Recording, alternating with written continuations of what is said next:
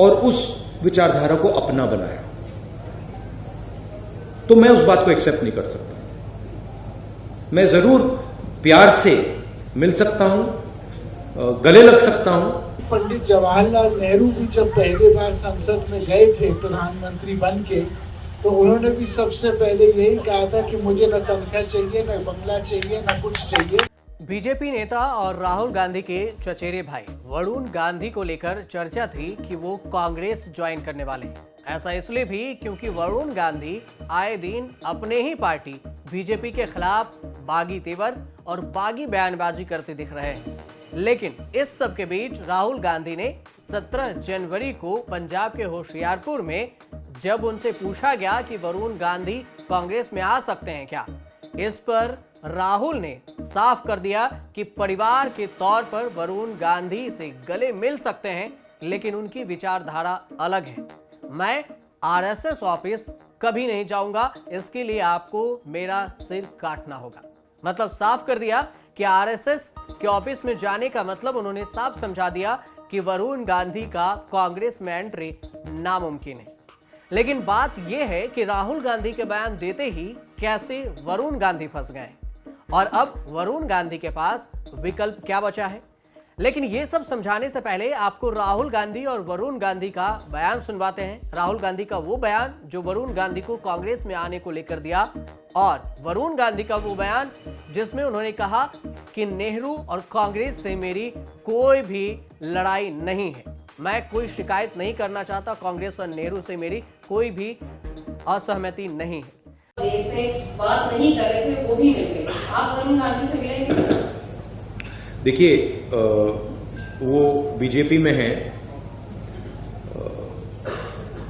शायद अगर वो यहां चलेंगे उनको प्रॉब्लम हो जाएगी, मगर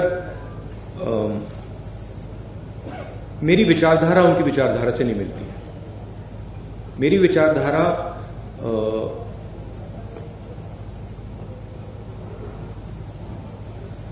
मैं आरएसएस के ऑफिस में कभी नहीं जा सकता। अब मेरा आपको गला काटना पड़ेगा पहले, मैं नहीं जा सकता। और मेरा जो परिवार है उसकी एक विचारधारा है, उसका एक थॉट सिस्टम है, थिंकिंग सिस्टम है। और जो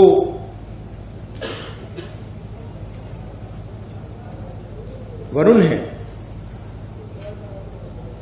उन्होंने एक समय, शायद आज भी, उस विचारधारा को अपनाया और उस विचारधारा को अपना बनाया, तो मैं उस बात को एक्सेप्ट नहीं कर सकता। मैं जरूर प्यार से मिल सकता हूं, गले लग सकता हूं, मगर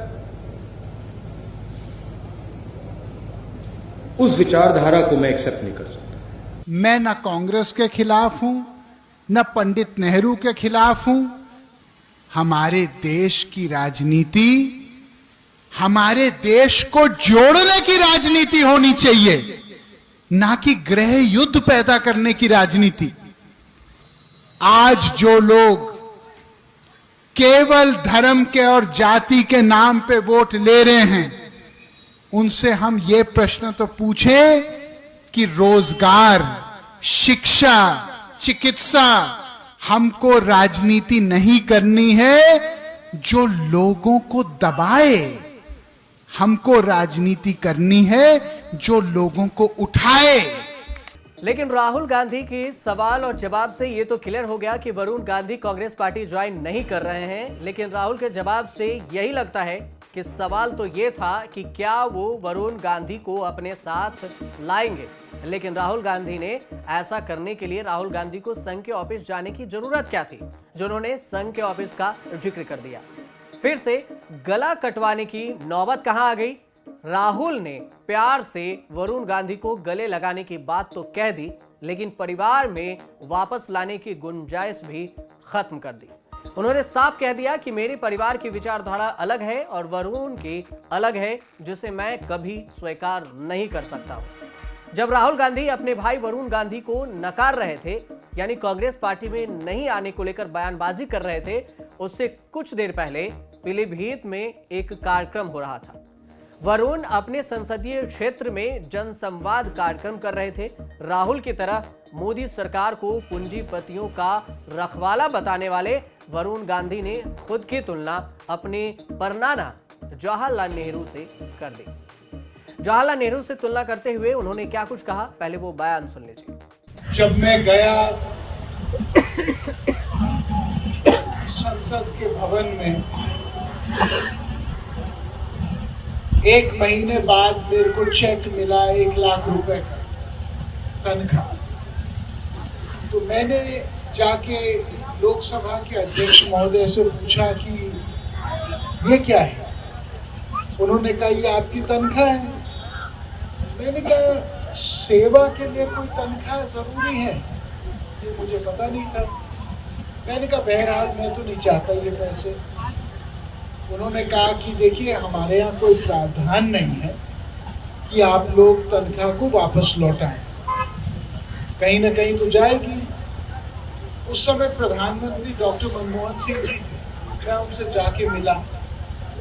मैंने कहा सर मुझे ये सरकारी गाड़ी, ये बंगला, ये तनख्वाह ये नहीं चाहिए।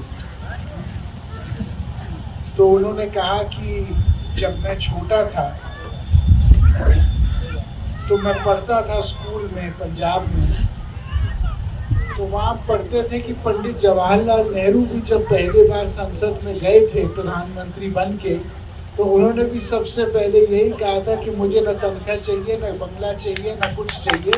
लेकिन वरुण इससे भी एक कदम आगे बढ़ गए और ये कह चुके हैं कि वे ना कांग्रेस के खिलाफ हैं और ना ही पंडित नेहरू के खिलाफ। वहीं कांग्रेस जिससे लड़कर वरुण की मां मेनका गांधी ने अपना वजूद अलग बनाया। अब सवाल ये भी है और ये भी लोगों के मन में है कि ये बयानबाजी के कारण बीजेपी के हाशिए पर हैं दोनों माँ बेटा, मतलब वरुण गांधी और मेनका गांधी। ये बात जरूर है कि आज मेनका और वरुण दोनों बीजेपी के हाशिए पर हैं, बल्कि ये कहा जाए तो कमर तर नहीं कि सुब्रमण्यम स्वामी की तरह वरुण गांधी भी बीजेपी नेतृत्व को अनुशासनात्मक कार्रवाई के लिए उकसा रहे हैं। यानी वो ऐसे बयान दे रहे हैं जिससे बीजेपी को कोई कार्रवाई करनी पड़े। अब बात यह कि वरुण गांधी के सामने विकल्प क्या है। वरुण गांधी जहां लगातार बीजेपी के खिलाफ बयानबाजी से पाला बदलने का संकेत देते दिखाई दे रहे हैं, वहीं वरुण गांधी ने हाल ही में समाजवादी पार्टी के प्रमुख अखिलेश यादव को लेकर भी एक बयान दिया था। वरुण गांधी ने अखिलेश यादव की तारीफ करते हुए एक किस्सा सुनाया था। वरुण गांधी ने अखिलेश की तारीफ की और साथ में ये कहा था कि जब अखिलेश सीएम थे तब मैंने एक चिट्ठी लिखी थी, तब अखिलेश ने बड़ा मन दिखाया, बहुत बड़ा दिल दिखाया और बड़ी मदद भी की। हालांकि वरुण गांधी ने राजधर्म को भी समझाया। उन्होंने कहा कि मेरी राजनीति की नींव धर्म पर है। धर्म का अर्थ पूजा नहीं है, पूजा एक हिस्सा है। धर्म का अर्थ है न्याय, कानून का पालन करना। धर्म और राजनीति में तो उसका पालन करता है, वह राजधर्म कहलाता है। जो इसका पालन करता है न्याय और कानून का, वही राजधर्म कहलाता है। ये परिभाषा वरुण गांधी ने दी। अखिलेश यादव की तारीफ करते हुए ये बयान दिया और उसके बाद सियासी अटकलें भी वरुण गांधी को लेकर तेज हो गई। अब तक कहा जा रहा था कि कांग्रेस में आएंगे, लेकिन इस बयान के बाद कहा जाने लगा कि वरुण गांधी क्या समाजवादी पार्टी से जुड़ने के संकेत दे रहे हैं।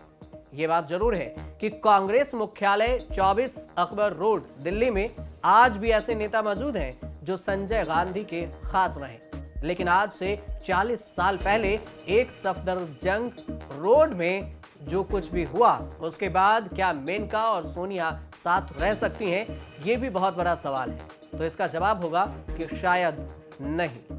यानी बीजेपी में भी हाशिए पर हैं और राहुल की नो एंट्री का बोर्ड भी वरुण गांधी पर लग गया है। तो क्या पता कि आगे का रास्ता वरुण गांधी साइकिल पर तय करें, लेकिन ये कहना अभी मुश्किल है। आप देखते रहिए न्यूज़ तक।